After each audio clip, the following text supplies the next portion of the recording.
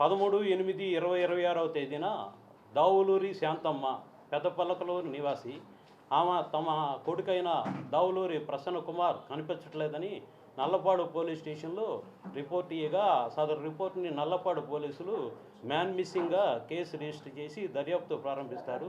ఈ దర్యాప్తులో భాగంగా 17/8/2026 తేదీన తురకపాలెం ఎకో పార్కు సమీపంలో జన చైతన్య ప్లాట్లలో ఒక శవాన్ని పెట్రోల్ పోసి తగలబెట్టి ఉంటారు.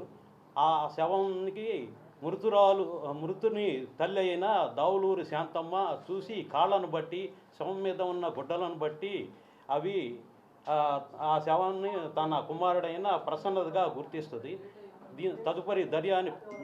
తదుపరి దర్యాప్తు నిమిత్తం ఈ కేసులో 13/8/2026 తేదీన కాకట్లపూరి నాగేశ్వరరావు అలియాస్ బుల్లయ్య అనే అతను మృతుణ్ణి సాయంత్రం 8:30 గంటలకు ఫోన్ చేసి తన వద్దకు పిలిపించుకొని తన యొక్క స్కూటీ మీద ఎక్కించుకొని చిలకలూరుపేట పోవు రోడ్లో వై జంక్షన్ దగ్గరికి తీసుకొని వెళ్ళి అక్కడ తన అన్నయ్యన కాకట్ల వెంకటయ్య అలియాస్ పులిని తీసుకొని ముగ్గురు కలిసి స్కూటీ మీద బయలుదేరి తురకపాలెం దగ్గర ఎకో పార్కు దగ్గర జన చైతన్య ప్లాట్లోకి తీసుకొని వెళ్ళి అక్కడ మృతుని బాగా మద్యం సేవింపజేసి అతన్ని తల మీద బండరాయి పెట్టి కొట్టి మోది చంపేసి ఆ స్కూటీలో ఉన్న పెట్రోల్ తీసుకొని తగలబెట్టారు.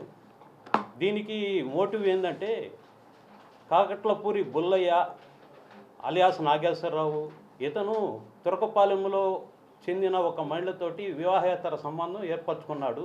అదే మహిళతోటి చనిపోయిన దావులూరి ప్రసన్న వివాహేతర సంబంధం కలిగి ఉన్నాడనే అనుమానంతో అతన్ని ఏ విధంగా చంపాలనే ఉద్దేశంతో తన అన్నయ్యన వెంకటయ్య సహాయం తీసుకొని ఈ యొక్క పథక ప్రకారం రచించి ఈ యొక్క హత్య చేస్తారు.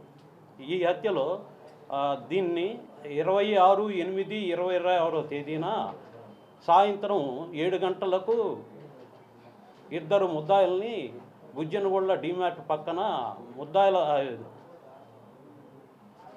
వీళ్ళ సమక్షంలో మీడియేటర్ల సమక్షంలో అరెస్ట్ చేసి రిమాండ్ నిమిత్తం పంపించడం జరుగుతుంది. ఈ విషయంలో ఈ కేసు దర్యాప్తులో గౌరవనీయులైన Shri SP Vakul Jindal sir time to time మాకు సహాయము మరియు ఇన్స్ట్రక్షన్స్ వల్ల మేము త్వరితగతిన ఈ కేసును ఛేదించడం జరిగింది. ఈ కేసు ఛేదించడంలో నల్లపాడు ఎస్ఐ గారు, నల్లపాడు సిఐ గారు, తర్వాత భిక్షు, మస్తాన్ వాలి, సునీల్ కుమారు చాకచక్యంగా వ్యవహరించి ఈ కేసును డిటెక్షన్ చేయటంలో తమ వంత పాత్రని కృషి చేశారు.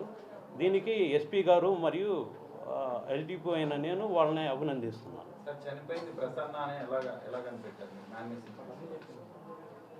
దావులూరి శాంతమ్మ అనే ప్రసన్న వాళ్ళ అమ్మ మృతుని శవాన్ని చూసి ఆ కాళ్ళను చూసి తర్వాత ఆ శవం మీద ఉన్న బట్టలను చూసి అది తన కుమారుడి యొక్క శవంగా గుర్తిస్తుంది.